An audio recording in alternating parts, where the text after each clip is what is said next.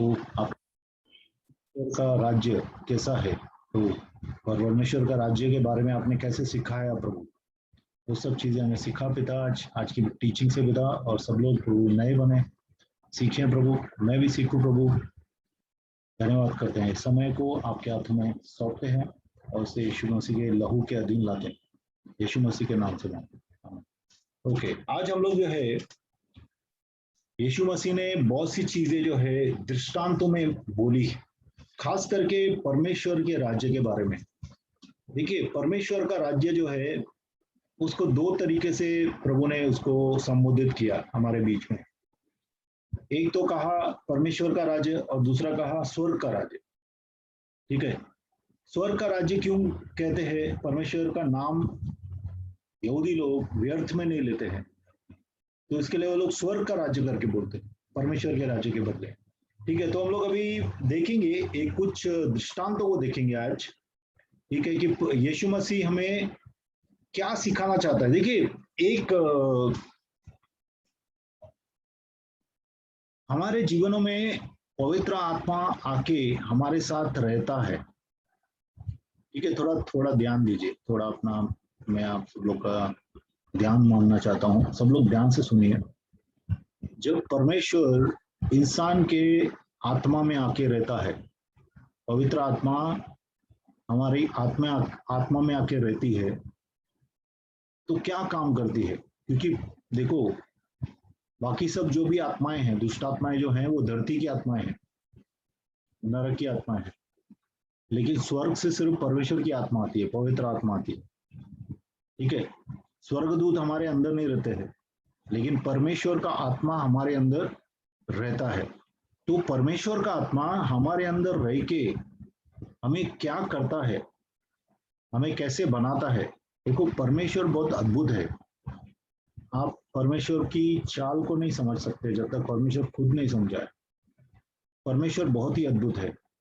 किस तरह से मट्टी के अंदर से खुद ब खुद ही खाना पैदा होता है। मट्टी नहीं खा सकते हम लोग, मट्टी के अंदर जो खाना पैदा होता है, मट्टी से जो अनाज उगता है, फल फ्रूट उगते हैं, वो हम खाते हैं। और मट्टी से हमारा शरीर बनाया प्रभु ने। तो प्रभु बहुत अद्भुत है। प्रभु की बातें समझना है तो प्रभु के करीब आना है।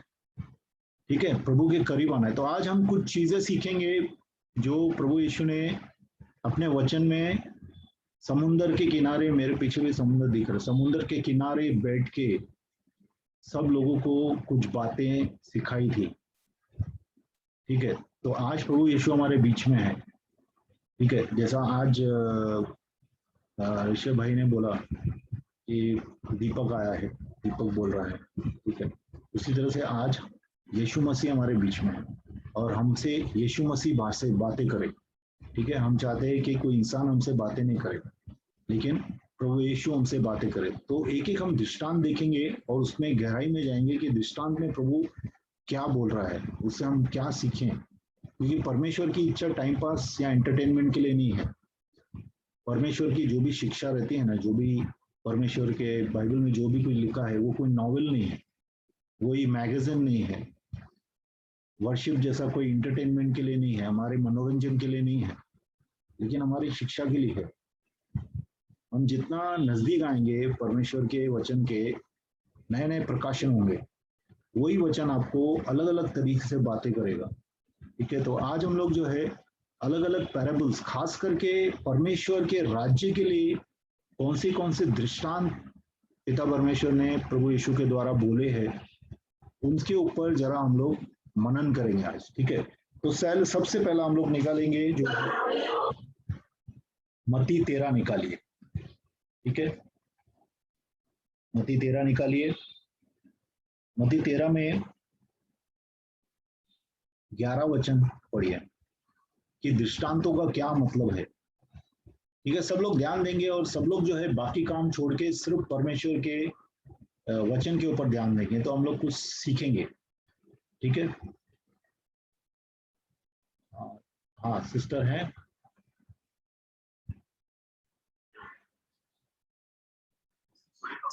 मत्ती 13 का 11 पढ़िए।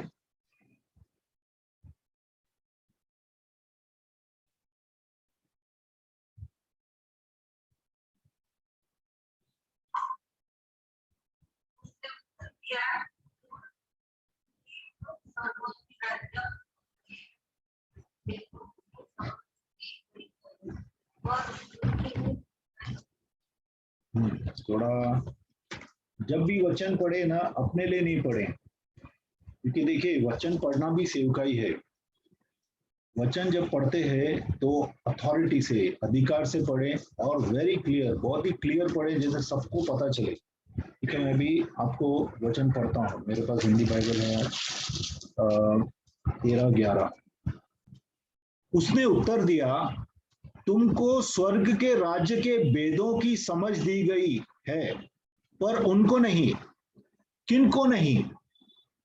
दुनिया के लोगों को नहीं। दुनिया के लोगों को लग रहा है कि ये जो किताब है, किताब में कुछ लिखा हुआ है, वो बोल रहे परमेश्वर का वचन है। ये क्या वर्ड की बात है?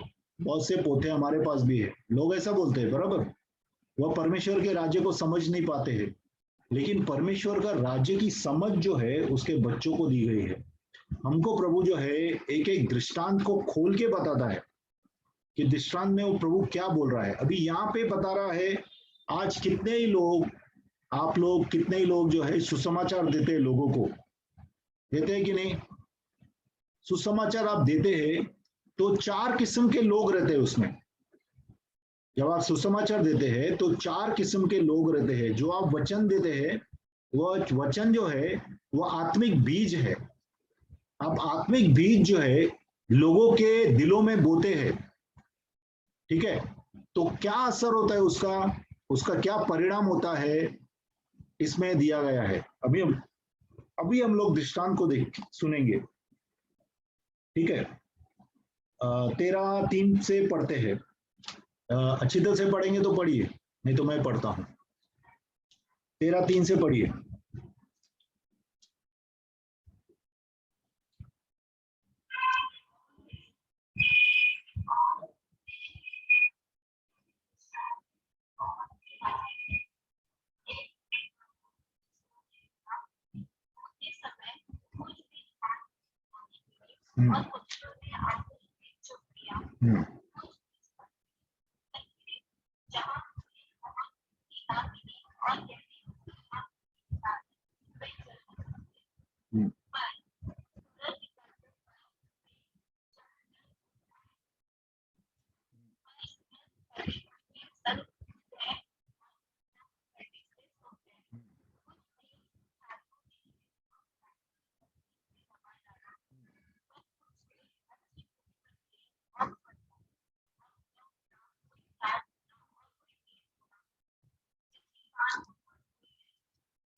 सब लोग को कान थे वहां पे कि नहीं? कान तो सब लोग को थे, कान तो सब लोग को होते हैं। देखो, एक कान से आप सिर्फ शोर सुन सकते हैं, और एक कान से आप आवाज परमेश्वर की सुन सकते हैं। तो परमेश्वर की आवाज दुनिया को शोर लगती है, ये शोर क्या हो रहा है, बराबर। प्रेरितों के कार्य में जब पवित्र आत्मा गिरा तो सब लोग बोलने लगे, अरे कौन सा शोर है। ठीक है, तो वैसे ही दुनिया के लोग सोचते हैं ये क्या शोर है, लेकिन परमेश्वर के लोग परमेश्वर की आवाज को पहचानते हैं, क्योंकि उनको कान है, आत्मिक कान है।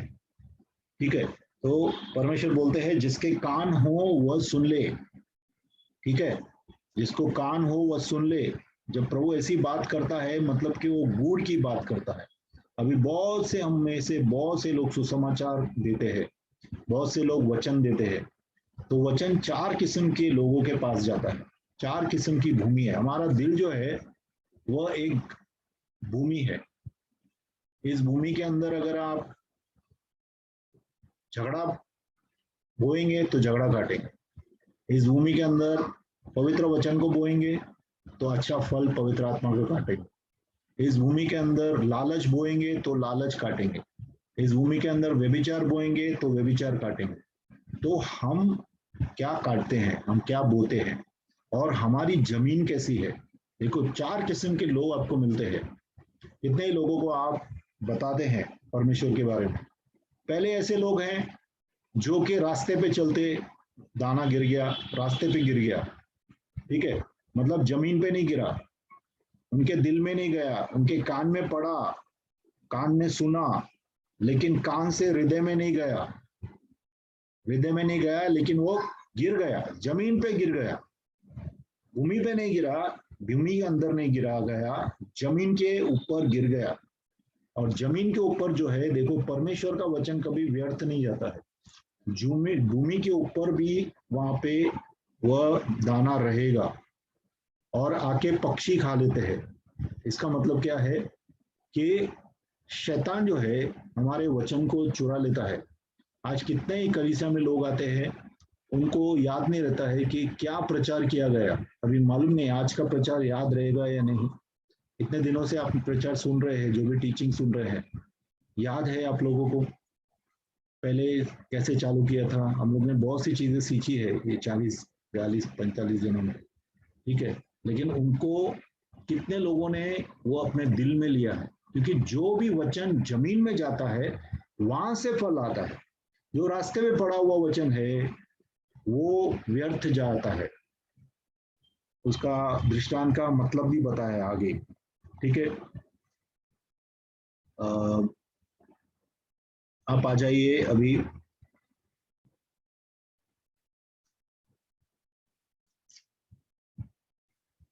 हम्म 18 देखिए,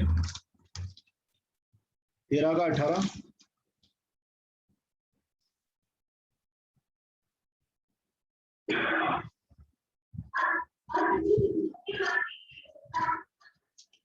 हम्म हम्म हाँ हाँ, आगे भी बढ़िए ना।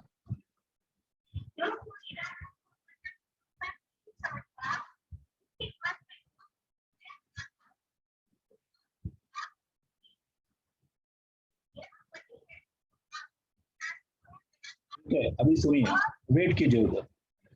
अभी मार्ग के ऊपर जो वचन या जो बीज है, परमेश्वर के राज्य का बीज गिरा। वचन जो है परमेश्वर के राज्य का बीज है। वचन कितने लोगों को आप देते हैं तो वो लोग ध्यान ही नहीं देते, बराबर ध्यान नहीं देते हैं, लेकिन फिर भी जो है वचन उधर ही रहता है। इसका मतलब क्या है? वचन वो लोग ने सुना है। हम लोग जो भी सुनते हैं हमारी मेमोरी के अंदर, हमारी स्मृति के अंदर वो रहता है थोड़ा समय तक। वो स्मृति से बाहर आ सकता है और हम उसके ऊपर सोच सकते हैं। लेकिन क्या करता है शैतान? शैतान जो है स्मृति से, हमारी मेमोरी से वचन को चुरा लेके जाता है। इसके लिए पक्षी जो है, कितना बार पक्षियों को शैतान के दुष्ट आत्माओं के जैसा भी बताया गया है। कितने ही दुष्ट आत्माएं जो हैं वह पक्षी के जैसा, दुष्ट पक्षी के जैसा काम करती हैं। दुष्ट पक्षी क्या करते हैं?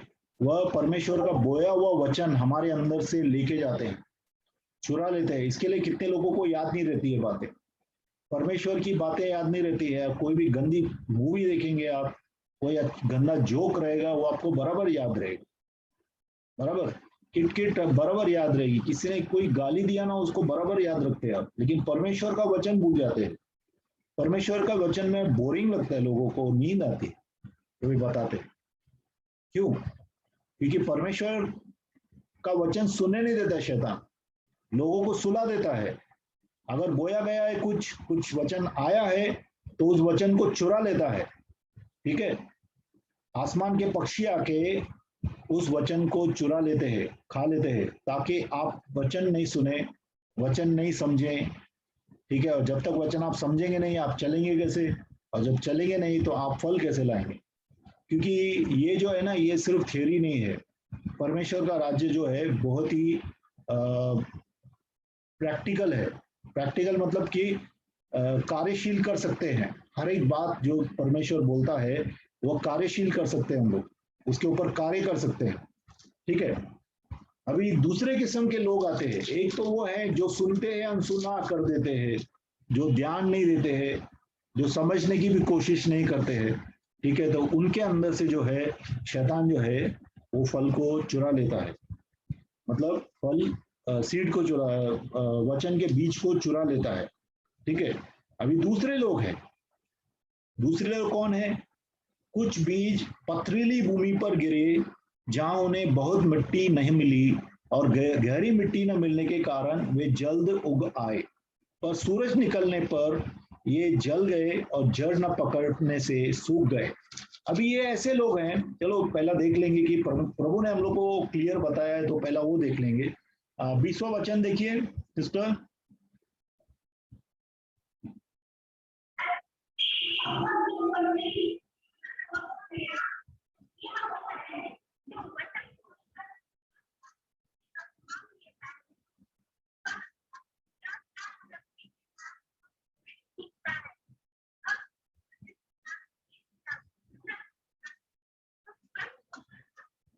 ठीक है, अभी देखिए परमेश्वर ने क्लियर किया है। कितने लोग जो है बहुत ही भावनात्मक लोग रहते हैं, वो लोग का निश्चय पक्का नहीं रहता है, वो भावना में बह जाते हैं, हर एक चीज में भावनात्मक रहते हैं।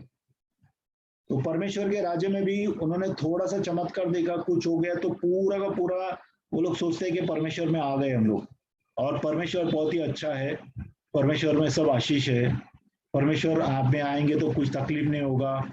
बराबर, अगर परमेश्वर ने हमें सिर्फ इस दुनिया में अच्छा रखने के लिए ही बुलाया है हम लोग को, तो हम बहुत ही अभागे हैं, ऐसे सोचते हैं तो। क्योंकि परमेश्वर का राज्य जो है आने वाला है। अभी परमेश्वर का राज हमारे बीच में है, हमारे दिल के अंदर है। ठीक है, आत्मिक राज्य है। कोई जमाना आएगा जब भौतिक राज्य भी दिखेगा परमेश्वर का। तो क्या हो जाता है, जो भावनात्मक लोग हैं वो खुशी से आनंद से परमेश्वर के वचन को उसी वक्त ग्रहण करते हैं, लेकिन वचन आने के बाद शैतान पीछे जरूर आता है आपके। आप ये मत सोचना कि आपने वचन को ले लिया, शायद परमेश्वर का राज्य एक गुलाब की पंखुड़ियों के ऊपर चलने का राज्य नहीं है। कांटों का ताज भी, कांटों का राज्य भी है, कांटे के ऊपर चलना पड़ता है। जब आपने वचन को थामा है तो आपके ऊपर दो चीजें आ सकती है। एक कलेश आ सकता है, मतलब लोग आपसे टंटा करेंगे, लोग आपसे झगड़ा करेंगे, लोग आपको अलग अलग चीजें बोलेंगे, क्योंकि लोग जो कर रहे हैं आप उसके विपरीत बातें कर रहे हैं। लोग बोलते हैं झूठ बोल, आप बोलते हैं सच बोल। लोग बोलते हैं रिश्वत मत दे, रिश्वत दे, आप बोलते हैं रिश्वत मत दे। लोग बोलते हैं कोई तुझे एक चाटा मारे उसको दो चाटा मार, आप बोलते हैं जो एक चाटा मारे उसको दूसरा गाल दे। तो आप दुनिया के मुख्तलिफ जा रहे हैं, दुनिया के खिलाफ जा रहे हैं। तो आप, दुनिया जो है आपको पीड़ित करेगी, आपको पीड़ा देगी, क्लेश आएगा, दुनिया से क्लेश आएगा, और कुदरत से भी। कुदरत, कितना बार कुदरती चीजें उल्टी होंगी आपकी, जहां पे लोगों के काम बनते हैं आपके काम नहीं बनेंगे। ऐसा भी हो सकता है, शैतान ऐसी चीजें कर सकता है आपके जीवन में। मैं आपको, देखो जो भी प्रचार होता है ना कि सब अच्छा हो जाएगा, यीशु में आ जाओ आप, सब ठीक हो जाएगा, नहीं नहीं, ऐसा नहीं है। कितना बार वचन को आप, जब, कितना बार नहीं, हर बार जब भी आप वचन के पीछे चलने की कोशिश करेंगे आपके ऊपर सताव भी आएगा, लोगों से सताव आएगा, परिस्थितियों से सताव आएगा, कितने ही आपके काम जो है बंद हो जाएंगे, कितनी बार हम लोगों को तकलीफ भी आएगी बहुत सी। परमेश्वर का वचन कहता है कि वचन के कारण आएगा। देखिए, मैं ऐसे, हम लोग ऐसे ही नहीं बोल रहे हैं। 21 पढ़िए फिर से। जब वचन के कारण क्लेश या उपद्रव होता है तो वो तुरंत ठोकर खाता है, क्योंकि वो क्या सोचता है कि परमेश्वर का राज्य सिर्फ खुशी खुशी खुशी है, सब ठीक है, सब अच्छा हो जाएगा, कार गाड़ी बंगला सब आ जाएगा। ऐसा नहीं है, क्योंकि परमेश्वर का राज्य आने वाला है। परमेश्वर का मेन वाचा हमारे साथ है कि वो हमें स्वर्ग लेके जाएगा, हमें नरक से बचाने की, नरक की आग से बचाया है प्रभु। ठीक है, परमेश्वर का मेन प्रॉमिस वो है कि नरक की आग से बचाया है प्रभु ने, वो उसकी वाचा है। ठीक है, तो वचन के कारण बहुत सी तकलीफें आएंगी, और ऐसे लोग ठोकर क्यों खाते हैं? क्योंकि वो भावनात्मक तरीके से उन्होंने प्रभु को पकड़ा है, निश्चय नहीं किया है कि कुछ भी होने दे। कम वॉट में कैसा बोलता है पौलुस, बोलता है मुझे पता है कि मैंने किसको पकड़ा है, मुझे पता है कि मैंने किसको पकड़ा है। आपको पता है कि आपने किसको पकड़ा? आपने यीशु को पकड़ा है, लेकिन यीशु के अंदर बहुत सी तकलीफें भी आएंगी। वो तकलीफों से अंदर से घुस के, बहुत तकलीफों से हम परमेश्वर के राज्य में प्रवेश करेंगे। इसके लिए अगर आप वचन के अंदर गड़े हुए नहीं है, अगर आप हिलते डुलते मसीह है, तो उखड़ के निकल जाएंगे।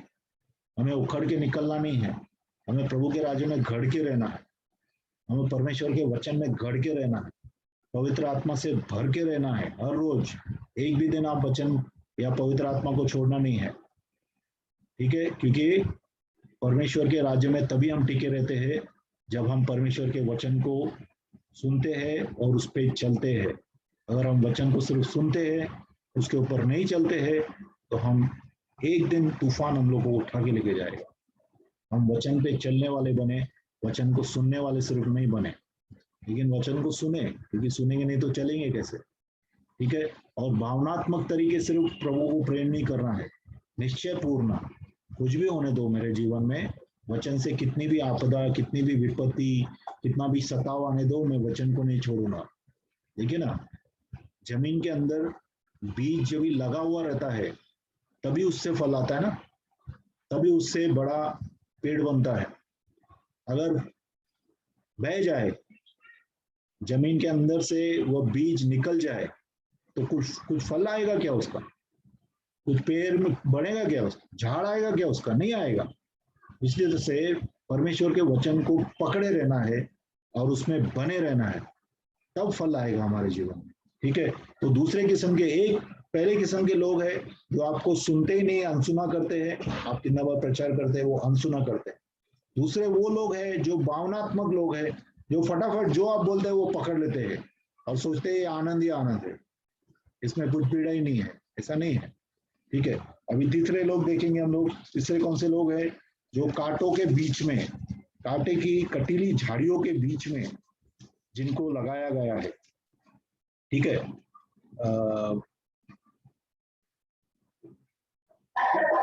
हाँ, पढ़िए।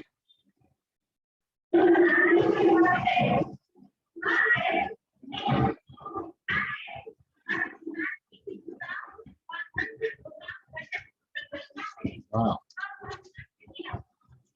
ठीक है।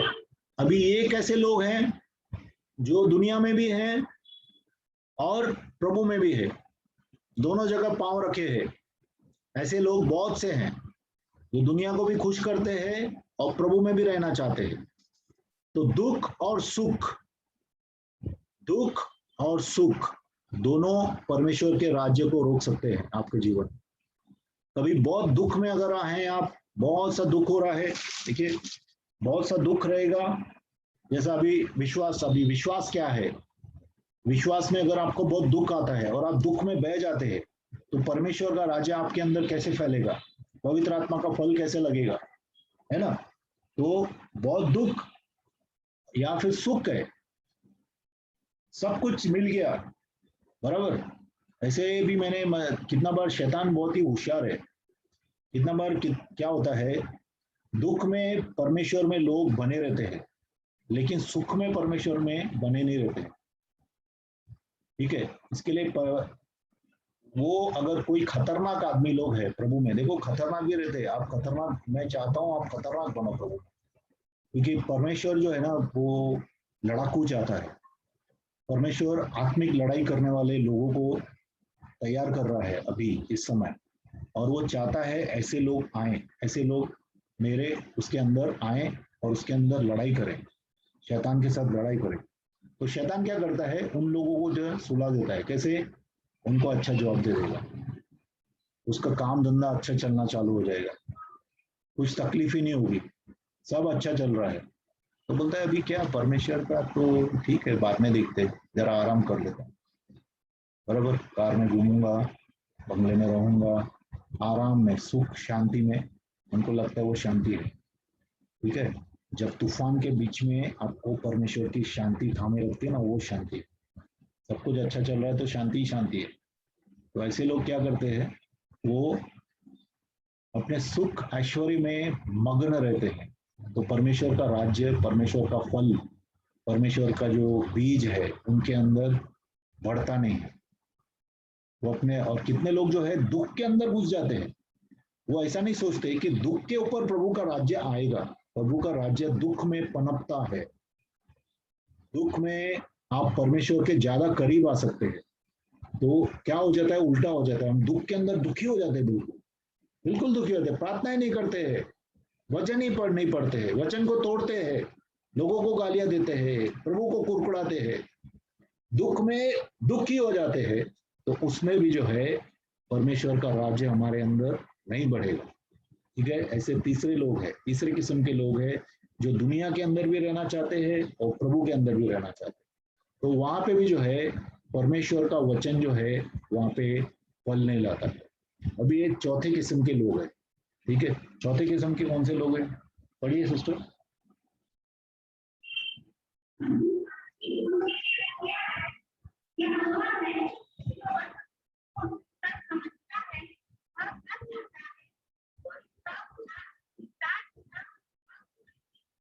ठीक है, अभी ये ऐसे लोग हैं जो अच्छे विश्वासी हैं, जिन्होंने परमेश्वर के राज्य को समझ लिया है, जो परमेश्वर के राज्य के लिए भूखे प्यासे हैं।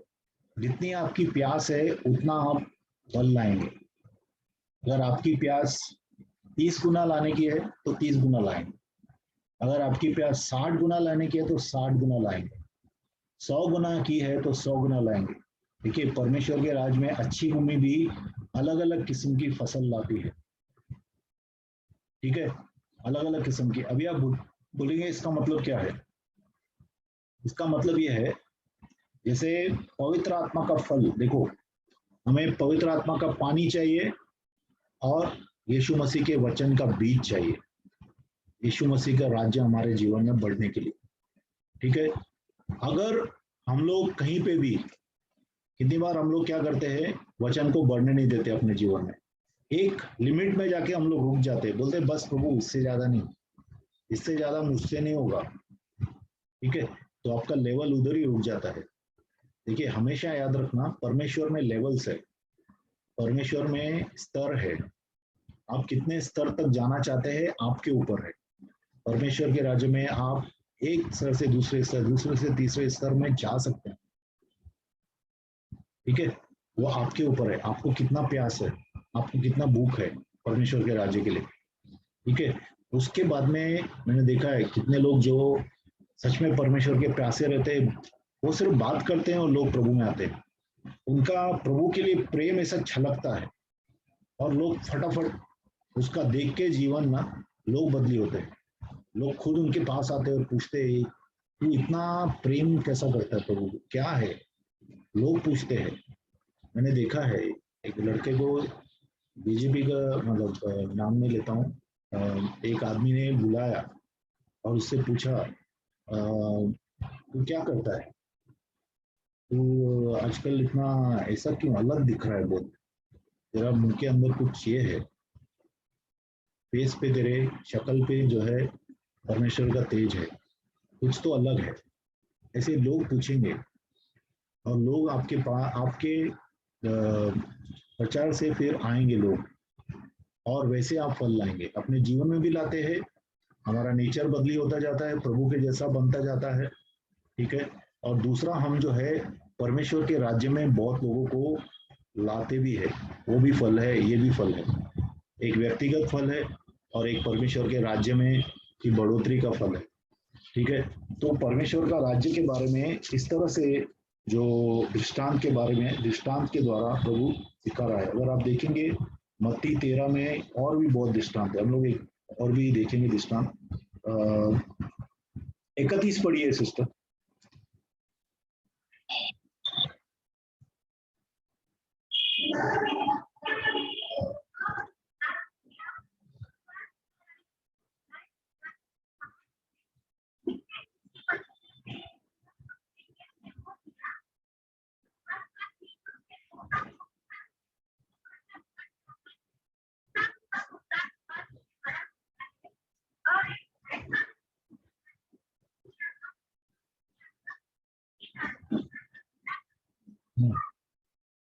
राई का, बहुत से लोग मेरे ख्याल से गांव से है, आप लोग को मालूम है राई का जो पेड़ रहता है, राई का दाना एकदम छोटा रहता है, बराबर। गेहूं का दाना बहुत बड़ा रहता है, राई एकदम कम से कम 5-6 दाना अगर मिलाएंगे राई के तो एक गेहूं बनता है, गेहूं का दाना बनता है। तो एकदम छोटा राई का दाना वह परमेश्वर का राज्य लाता है। इसका मतलब क्या है? इसका मतलब है परमेश्वर का राज्य दिखने में बहुत ही छोटा दिखता है स्टार्टिंग में। अभी देखो चालू हुआ था ना, जो भी परमेश्वर का राज्य जब चालू हुआ था 2021 साल पहले, तभी कहाँ से चालू हुआ? पेड़ कट गया था। यीशु मसीह वो पेड़ थे, यीशु मसीह वो बीज थे, यीशु मसीह का खून परमेश्वर के राज्य का बीज था। और वो बीज जब धरती पे गिरा और वो पेड़ कट गया हमारे लिए, यीशु मसीह, तो वहां से जो है एक राई का दाना का जैसा अंदर घुसने के बाद, दुनिया में आने के बाद परमेश्वर का राज्य फैलने लगा, फैलने लगा, फैलने लगा। आज आप देखिए हर एक देश में विश्वासी लोग हैं, हर एक स्टेट में विश्वासी लोग हैं, हर एक जाति जाति में विश्वासी लोग, हर एक कलर के विश्वासी लोग, ठीक है, हर एक धर्म के विश्वासी लोग प्रभु यीशु में विश्वास करते हैं, क्योंकि यीशु मसीह धर्म बनाने नहीं आया था। यीशु मसीह हम सबकी पिता से जो हमारा रिश्ता टूट गया है उसको फिर से जोड़ने आया था। तो परमेश्वर का राज्य बिल्कुल राई के समान एक बीज की तरह पड़ा था, और वह जब बढ़ा तो आज इतना बढ़ गया है, पूरी दुनिया में प्रभु के लोग हैं, और एक पूरे वर्ल्ड में, पूरी वर्ल्ड में परमेश्वर का राज्य फैला हुआ। और परमेश्वर का वचन कहता है कि परमेश्वर का राज्य पेड़ की जैसा हो जाएगा, राई की दाने की तरह होगा, लेकिन वो राई के दाना जो है बड़ा पेड़ लेके आएगा, और उस पेड़ के अंदर जो है घोंसले बना के रहेंगे कौन? पक्षी। अभी हम लोग ने पहले पैराबल में, जिससे पहले वाला दृष्टांत था, उसमें पक्षी कौन थे? उसमें पक्षी थे दुष्ट आत्माएं, बराबर। उसी तरह से जब परमेश्वर का राज्य बहुत फैल जाता है तो कितने ही गलत डॉक्ट्रिन भी आते हैं, कितने ही गलत मसीह आते, कितने ही गलत भविष्यवक्ता आते। जो मसीह मतलब, देखो मसीह लोग बोल रहा है, ठीक है, यीशु मसीह एक ही है, लेकिन दुष्ट आत्माएं मसीह के नाम से बहुत हैं, ठीक है, वो अलग है, वो इस बात में हम लोग नहीं जाएंगे। तो जब परमेश्वर का राज्य बहुत फैल जाता है तो वहां पे आके शैतान जो है परमेश्वर के राज्य में काम करना चालू करता है। हमेशा याद रखिए, परमेश्वर का राज्य जहाँ पे परमेश्वर का काम होता है, उसके आजू बाजू में आप देखेंगे दुष्ट आत्माओं का काम भी होता है। दुष्ट आत्माएं भी काम करने की कोशिश करती, क्योंकि आज तक जो है शैतान जो है परमेश्वर को कॉपी कर रहा है, जो परमेश्वर करता है वही ये करना चाहता है। यीशु मसीह पिता और पवित्र आत्मा त्रिएक परमेश्वर है, उसी तरह से शैतान का भी त्रिएक है। शैतान का त्रिएक में कौन कौन है? क्रिस्त विरोधी है, और जो बीस्ट है, बीस्ट मतलब जो दानव है जो धरती से निकलेगा, और दूसरा जो है एक समुद्र से निकलेगा, तो तीन है।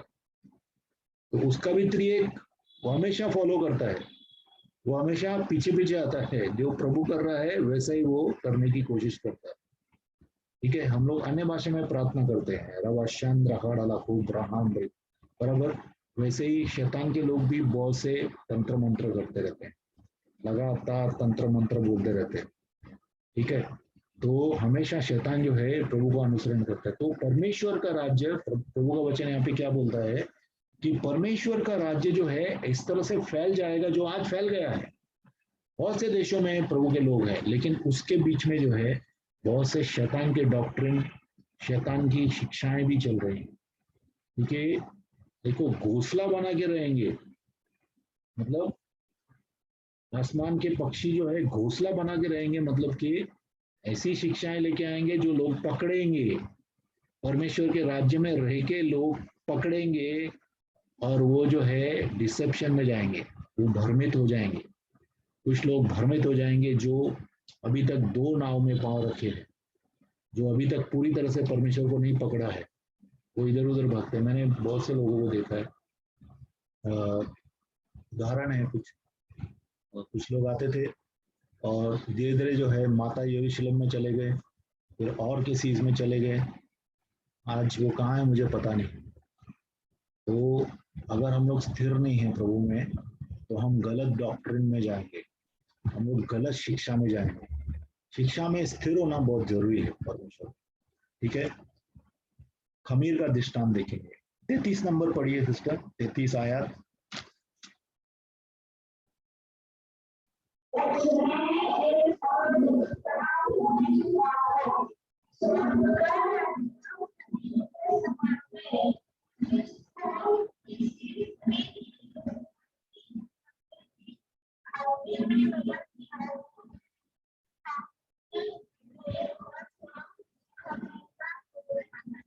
ठीक है, मैं एक बार फिर से पढ़ता हूँ। उसने एक और दृष्टांत उन्हें सुनाया, स्वर्ग का राज्य खमीर के समान है, जिसको किसी स्त्री ने लेकर 3 पसेरी आटे में मिला दिया, और होते होते वह सब खमीरा हो गया। अभी देखिए, परमेश्वर यीशु मसीह ने खमीर का 2 जगह इस्तेमाल किया है, सब लोग को मालूम है। एक्चुअली फिजिकल क्लास रहता था ना, मैं बहुत अच्छा हम लोग सवाल जवाब भी करते थे, लेकिन अभी ऑनलाइन है। तो खमीर का जो दृष्टांत है प्रभु ने 2 तरीके से दिया है। यहाँ पे परमेश्वर ने खमीर का दृष्टांत जो दिया है वह परमेश्वर के राज्य को फैलने के लिए बताया है। लेकिन परमेश्वर ने एक जगह और भी दिया बताया है, जब देखो वो प्रभु बोल रहा था क्या कुछ रोटी के लिए जब हम लोग ये कर रहे थे, तो प्रभु ने बोला रोटी के लिए बात नहीं कर रहा हूं मैं, खमीर जब भी मैं बोल रहा हूं तो खमीर जो है वह डोंगीपन है। ठीक है, जैसा डोंगीपन या शैतान के काम जो है वो भी फटाफट फैलते हैं। देखो एक बात बताइए, फंगस रहती है ना, कोई भी बीमारी रहती है फैलने वाली, फटाफट फैल जाती है बराबर, हाथ लगाने से या कपड़ा यूज करने से बराबर, जैसा भी कोविड है फटाफट फैलती है बराबर बीमारी। उसी तरह से परमेश्वर का राज्य जो है वो भी जल्दी फैलता है। परमेश्वर का राज्य बहुत जल्दी फैल सकता है। परमेश्वर का राज्य घर घर जा सकता है, बहुत जल्दी जा सकता है। जैसा खमीरी रोटी है ना, जैसा खमीरी रोटी जो है, जैसा खमीर है पूरे के पूरे रोटी को ये करता है, वैसे ही परमेश्वर का राज्य भी पूरी की पूरी दुनिया में फटाफट फैलता है और फैल सकता है। ठीक है, ये आत्मिक राज्य है। परमेश्वर का राज्य जो है आत्मिक राज्य है, और परमेश्वर का जो फल है, परमेश्वर के राज्य का जो बीज है वो हमारे दिलों में बोया जाता है, और दिलों में बहुत से लोग एक साथ प्रभु में आ सकते हैं। आप देखिए प्रेषितों के कार्य में 3000 लोग, 5000 लोग एक दिन के अंदर आ गए, बराबर लिखा है ना। तो ऐसा भी आज भी हो सकता है, आज भी ऐसा हो सकता है। परमेश्वर बहुत से लोगों के दिल खोल सकता है। कितना बार कितनी जगह पे बहुत अंधकार रहता है, अंधकार रहता है। आप जब प्रचार करते हैं समझो, या किसी को भी आप बताने जाते हैं, सुसमाचार बताने जाते हैं, तो उसके लिए पहला प्रार्थना करें। ठीक है, उसके लिए पहला प्रार्थना करें, उसके चारों तरफ जो अंधकार है वो हट जाए, ताकि आपका वचन वो सुन सके और समझ सके। नहीं तो क्या होगा, उसको सुना ही नहीं देगा। आप जो बोल रहे हैं उसको समझ में नहीं आएगा, शैतान उसको उलझा देगा या फिर उसका समय ले लेगा। ठीक है, तो ऐसे एक आदमी के लिए भी और एक पूरे के पूरे एक रीजन मतलब एक क्षेत्र में परमेश्वर का राज्य फैल सकता है, बहुत से लोग प्रभु में आ सकते हैं। ऐसा परमेश्वर के राज्य का पावर है। खमीरी रोटी की तरह, जैसा खमीर है पूरा रोटी के अंदर फैल जाता है, और पूरा का पूरा खमीर जो है, जैसा ब्रेड का, एक्चुअली खमीर मतलब ब्रेड जो रहता है ना, हम लोग ब्रेड पाव खाते हैं ना, पाव में खमीर डालते हैं लोग, तो थोड़ा सा खमीर डालते हैं और पूरा का पूरा जो पाव की लादी है ना, जितनी भी लादियां है सब में फैल जाता है, फटाफट फैल जाता है। तो परमेश्वर का राज्य भी ऐसा है। परमेश्वर का राज्य जो है ना वो एक फैलने वाली चीज है, वो फैल सकती है। और हम लोग जितना बार कितना बार देखो, हम लोग बहुत ही छोटे लोग हैं, परमेश्वर के राज्य के सामने हम एक चिट्ठी का भी समान भी नहीं। परमेश्वर का राज्य इतना बड़ा है। तो हम लोग क्या कर रहे हैं, जब हम परमेश्वर के पवित्र आत्मा के द्वारा बातें करते हैं तो हमको मालूम नहीं हम लोग क्या कर रहे हैं, लेकिन परमेश्वर एक महान काम कर रहा है, क्योंकि परमेश्वर सबके दिलों को देख रहा है। परमेश्वर को मालूम है किसकी क्या जरूरत है। परमेश्वर को मालूम है कौन सी चीज किस आदमी को परमेश्वर के राज्य में लाएगी। देखो आप लोग भी जो जो प्रभु में आए हैं, कोई तो आपको तकलीफ थी, कोई आपको दुविधा थी, कोई चीज थी जो आपकी हल नहीं हो रही थी, तब आप प्रभु के बारे में खोज किया, बराबर। आपने प्रभु के बारे में खोज किया या प्रभु ने आपकी खोज किया, परमेश्वर के दास लोग आपके पास आए और आप प्रभु में आ गए। ऐसे बहुत फास्ट भी हो सकता है, बहुत जल्द भी हो सकता है, परमेश्वर राज्य बहुत जल्दी भी आ सकता है, ठीक है। क्योंकि परमेश्वर का वचन एकदम देखो, जो भी प्रभु यीशु अगर बोलता है, ठीक है, तो वो है, उस पर डाउट करने का जरूरत ही नहीं है। यहाँ पे क्लियर बोलता है, स्वर्ग का राज्य खमीर के समान है, जिसको किसी स्त्री ने 3 पसेरी आटे में मिला दिया और होते होते सब खमीरा हो गया। तो परमेश्वर का राज्य भी बहुत जल्दी लोगों में फैल सकता है। प्रभु हमें इंतजार कर रहा है, प्रभु इंतजार कर रहा है कि कभी जो अभी यहाँ पे है, अनीता सोनी है, अभिषेक आवास है, अंतिके पारदे है, सुनीता सोनी है, खुशी बिनेकर है, ठीक है। प्रभु देख रहा है इन सब लोग को और सब लोग को जो जो प्रभु में विश्वास करते हैं, कि वो कब इस खमीर को फैलाएंगे, वो कब पवित्र आत्मा के खमीर को फैलाएंगे, वो कब आजू बाजू में जाएंगे। देखो खमीर जब भी फैलता है ना, तो पहला पहला कैसा रहता है, अपने जो नजदीक रहेगा उसमें पहला खमीर फैलेगा, ठीक है। जैसा प्रभु का वचन कैसा बोलता है प्रेषितों के कार्य में, कि तुम मेरे गवाह बनोगे कहाँ, हाँ, समेरिया, यरूशलेम और उसके जुडिया और दूसरे आजू बाजू के जगहों में, फिर दुनिया के अंत तक, बराबर। तो खमीर की तरह पहले आप जो है अपने इर्द गिर्द आपके रिश्तेदारों में बात करिए प्रभु के बारे में, अपने संगे संबंधियों के को बोल बताइए प्रभु के बारे में, अपने पड़ोसियों को बताइए, अपने दोस्तों को बताइए।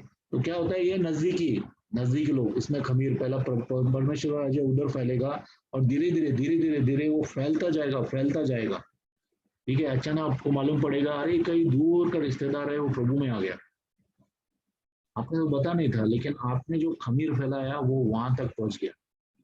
तो परमेश्वर का राज्य एक खमीर की तरह, खमीरी रोटी की तरह फैलता है। में ये सिद्धांत समझ में आना चाहिए, ठीक है। और ऐसा मत सोचिए कि अरे इतना लोग क्या क्या बोलते हैं, मैं यीशु के बारे में बोलता हूँ, सुनते ही नहीं है। सुनेंगे, सुनेंगे। प्रभु ऐसी परिस्थितियां पैदा करता है लोगों के आजू बाजू में कि उनको मजबूर होना पड़ता है, समझ में आता है कि यही सच है। और लोग आपके पास आएंगे, या तो लोग दूसरे मसीहों के पास जाएंगे।